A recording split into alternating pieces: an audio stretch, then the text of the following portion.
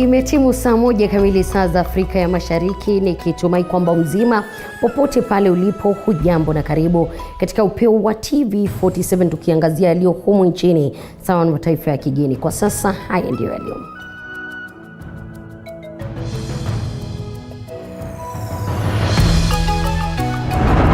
Serikali yatangaza kupunguza karo katika shule za kitaifa na za maeneo kutokana na janga la COVID-19. For national schools you pay 8,500 shillings less.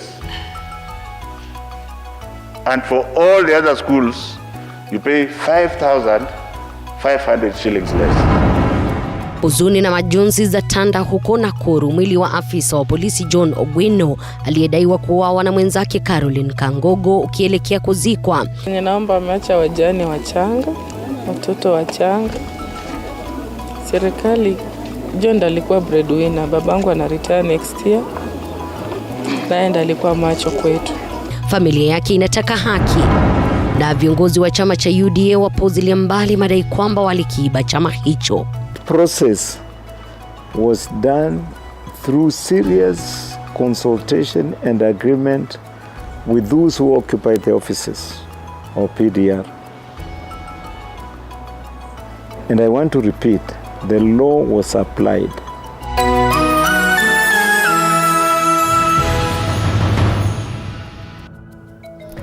Karibu mara tena mpenzi mtazamaji, mimi nafahamika kama Elizabeth Mutuko, na kwenye meza ya lugha ishara yupo Anwairimu, na wasiliana nasi kwa 22047 na katika mitandao ya kijamii @TV47 Kenya pale Facebook, sawa na ukurasa wetu wa Twitter, ukurasa wangu binafsi L_Liza.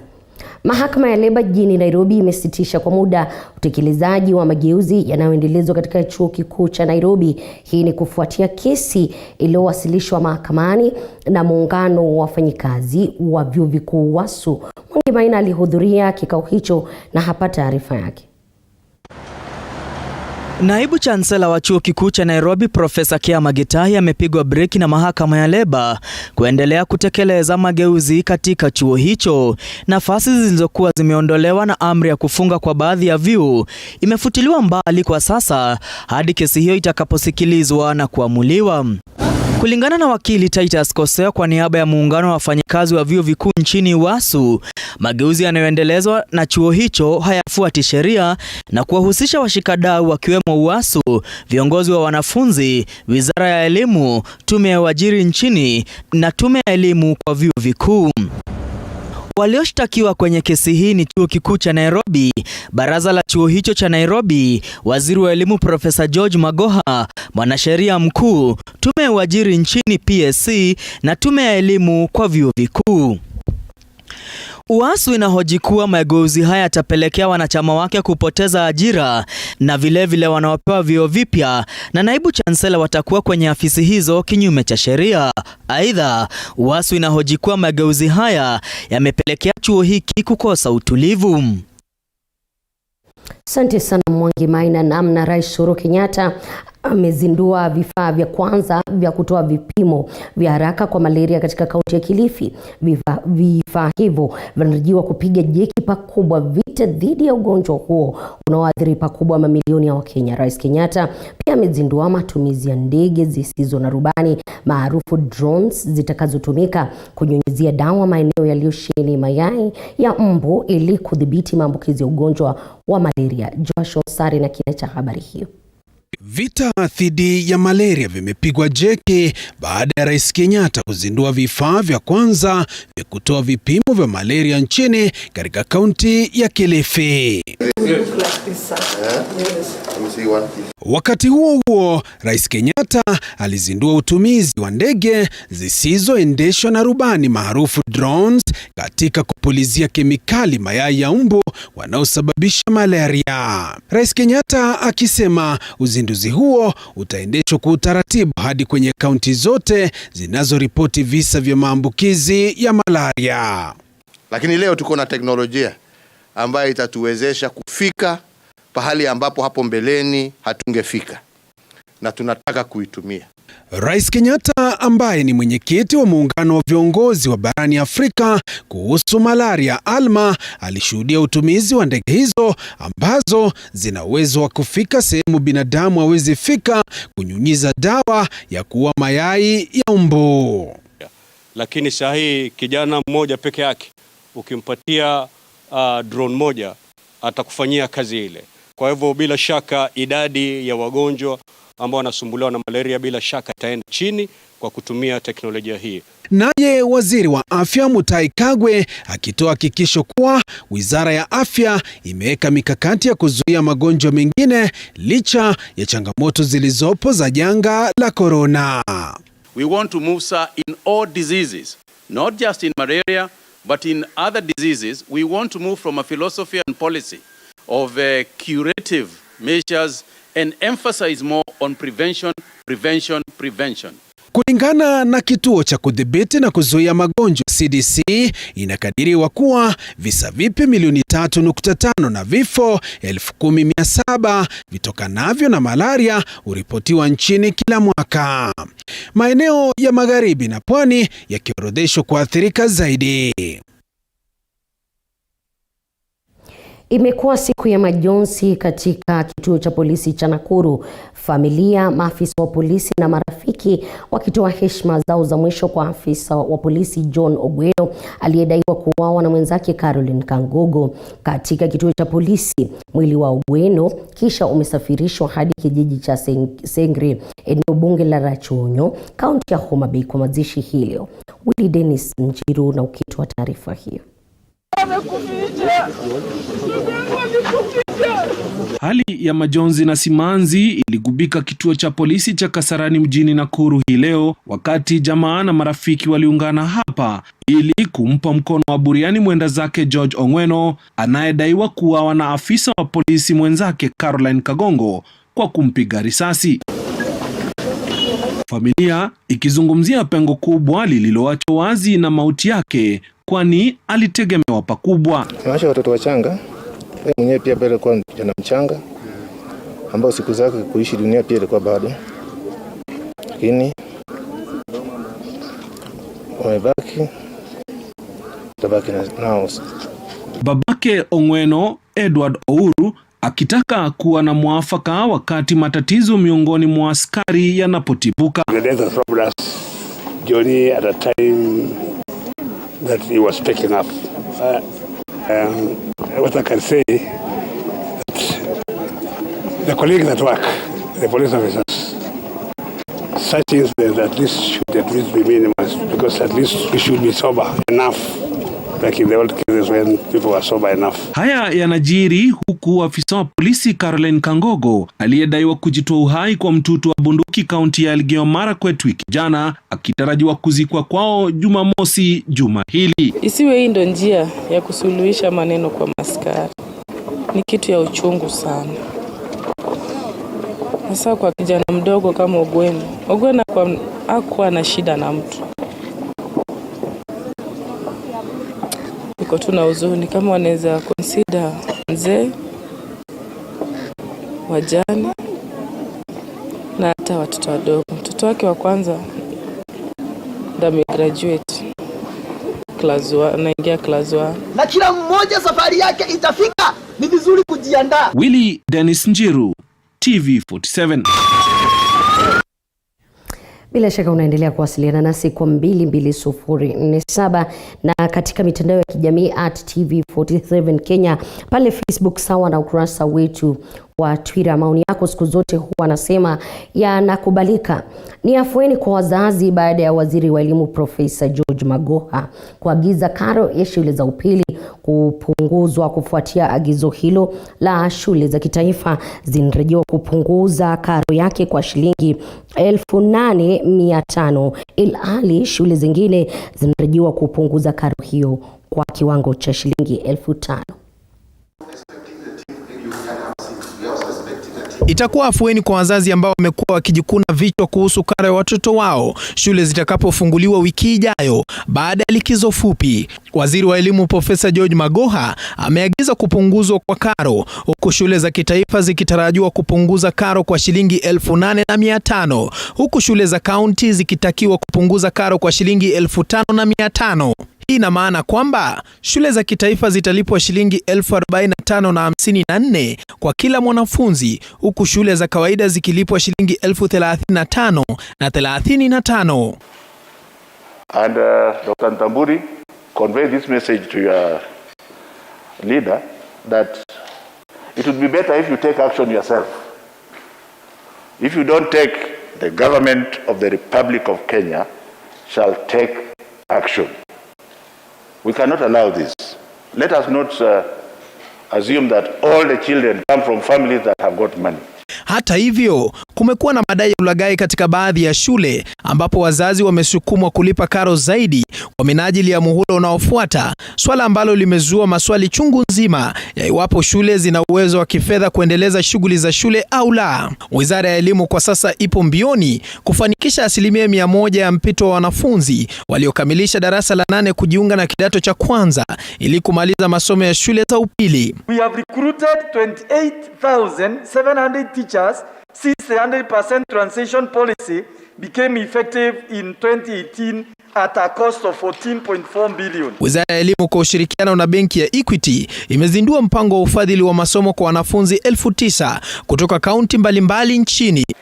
I would especially ask that we appreciate the Cabinet Secretary, Waziri wetu Professor Magoha, for going on to the ground. We were together in Thika, Mombasa, Kisumu and Eldoret to witness firsthand the selection process. Additionally, we were pleased to host the Chief Administrative Secretary Mumina Godana in Nyeri in Witemere. To manage the data entry and support the home visits, Equity deployed almost 500 interns from the Equity Leadership Program. And how wonderful it would be for the political class to emulate him. Because even before we started the Elimu Scholarship, I was associated with the Wings to Fly program. And I realized that very poor kids from my village in Siaya were identified. Zikitarajiwa kufunguliwa wiki ijayo, Magoha ametoa onyo kali kwa wazazi watakao waruhusu wanafunzi kusalia nyumbani wakati shule zitakuwa zinafunguliwa wiki ijayo, akisema kwamba tayari shule zimeweka mikakati ya kuwalisha wanafunzi shuleni. Tume ya TSC sasa inatarajiwa kutoa taarifa kuhusu hali ya maambukizi ya virusi vya corona shuleni, huku wazazi pamoja na waalimu wakitakiwa kuwashinikiza wanafunzi kuzingatia sheria pamoja na kanuni za kudhibiti maambukizi ya virusi vya corona shule zitakapokuwa zinafunguliwa mapema wiki ijayo. Paul Kirobi, TV47, KICD, Nairobi.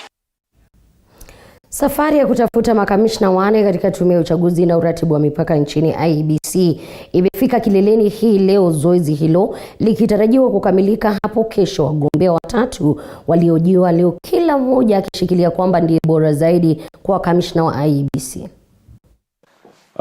In just 3 paragraphs you made very grave spelling mistakes. 8 in 3 paragraphs.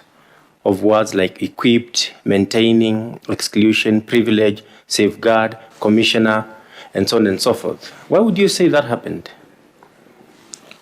Thank you. It is typed. It's not handwritten. I believe if you look back at the date of filing, it must have been presented on the very last day of the nomination, of the closing of the application date.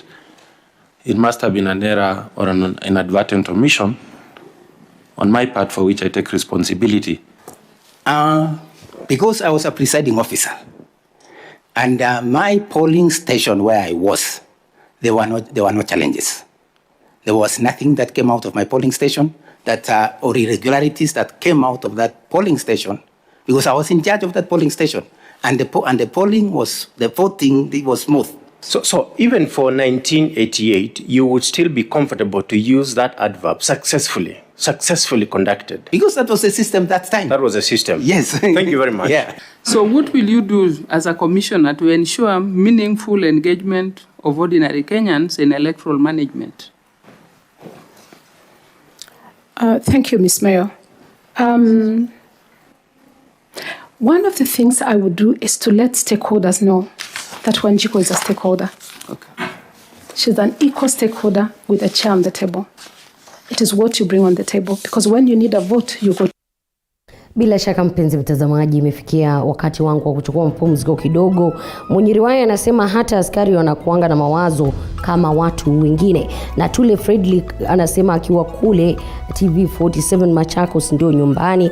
Idriko Kazola na wengine. Kwa sasa usicheze mbali.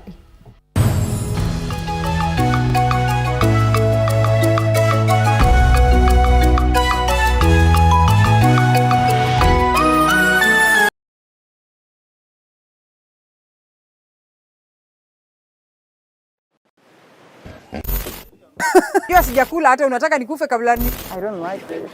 I don't. Miss Kai na hipo ikitokelezea ivuruche simu yangu. No, ni sawa. Those who know me will tell you I'm not a lover of large volumes of water. But for you, we rove the different parts of the country and beyond just to make sure that we bring you the experience. We educate you, we entertain you, and we inform you. That it's not political and it can do something. As we sail the boat of Morning Cafe to enlighten you, entertain you, and inform you every Monday to Friday, only on TV47.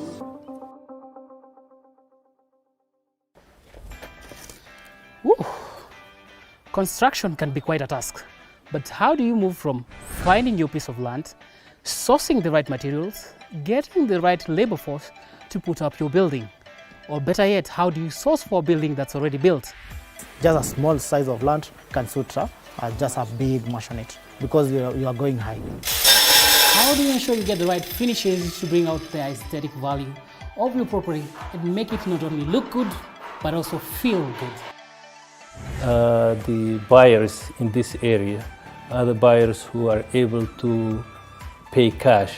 Well, we have it right here on The Realtor on TV47, where we demystify building right here in Kenya and analyze the property industry for you to take advantage when acquiring your next piece of property.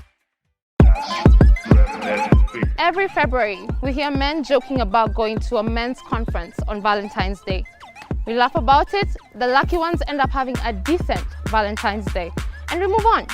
But what we do not know is that men actually do meet up. Men do sit down and have conversations about things that affect their day-to-day life. Let me ask, does money make the man? Give them the gifts, shower them with everything you want to shower them with, but keep your money to yourself.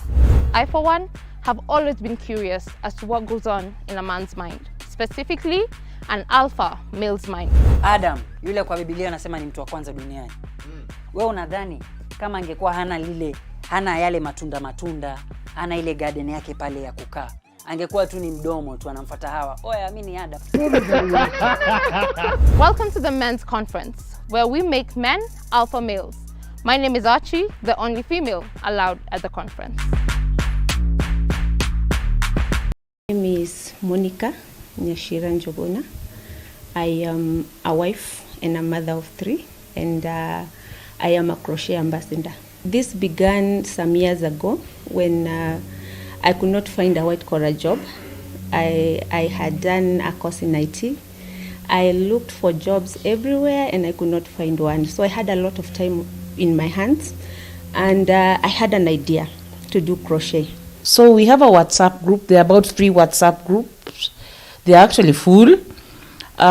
We've been sharing information, consulting, and just encouraging each other. But surprisingly, the challenges we've been experiencing are similar. So we just try to find a way of managing our challenges. Then all of a sudden there's a challenge coming up, and that is organized by the Hazina Institute. We realized that many people had lost their jobs. Some businesses were downsizing or closing, and therefore people were at home. Plus we had the government directives for people to work at home. The Home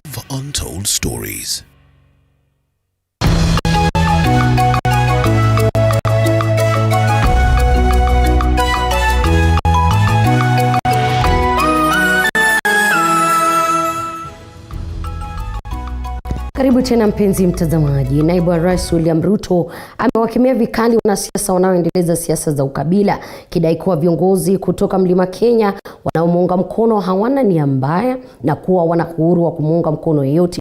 Alikuwa akizungumza nyumbani kwake hapa jijini Nairobi alipokutana na baadhi ya viongozi kutoka kaunti ya Kirinyaga. Kwa hapa Your Excellency. So bwana, sisi hatutaharibiwa jina na watu ambao wanatembea wakisema ati you can rent a Kikuyu but you cannot buy a Kikuyu. Watu ya Mount Kenya region ni watu wa kuheshimika. Sisi ni watu tuko na bidii, tunaamuka saa 10 kujitafutia na tuko na heshima yetu. They must know we are not bought and we are not rented, and they must know their time has come to go home. Mimi nataka niwaambie hawa viongozi, tafadhali tuache matusi. Tuliwaambia wajinga waliisha Kenya, wakukodeshwa hawako Kenya, wakulipwa hawako Kenya, wale wakununuliwa hawako Kenya. Sisi wote, we know what we are doing, and citizens of this nation are intelligent enough, informed sufficiently to be able to make informed decisions. They do not have to be paid, they do not have to be rented, they do not have to be bought. They know what they are doing. Mwenyekiti wa chama cha UDA na aliyekuwa seneta wa Machakos Johnston Muthama anasema kuwa alifuata sheria hitajika kubadili chama hicho kutoka PDR na kuwa UDA kinyume na inavyodaiwa na aliyekuwa mmiliki wa PDR Mohamed Nur. Muthama anasema kuwa tetesi hizo zinatokana na wapinzani wa naibu wa Rais William Ruto kwa nia ya kuzima azma yake kuwa rais wa 5 wa taifa hili. Of joining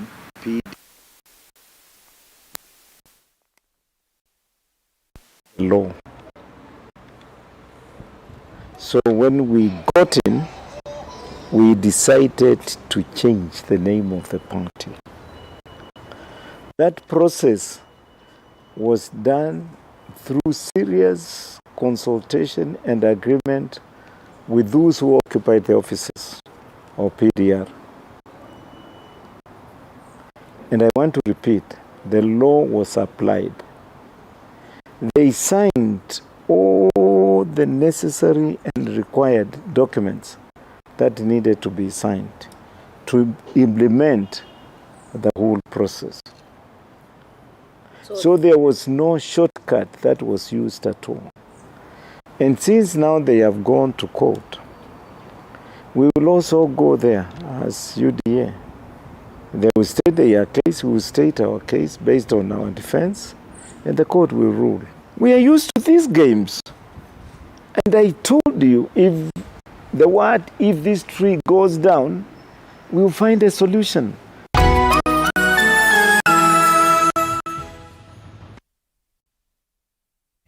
Viwanjani ilikuwa mchezaji mwenye dhamana ya juu zaidi katika mashindano ya kombe la FKF Kenneth Muguna Jumatano jioni alijiunga na klabu ya soka ya Tanzania Azam FC kwa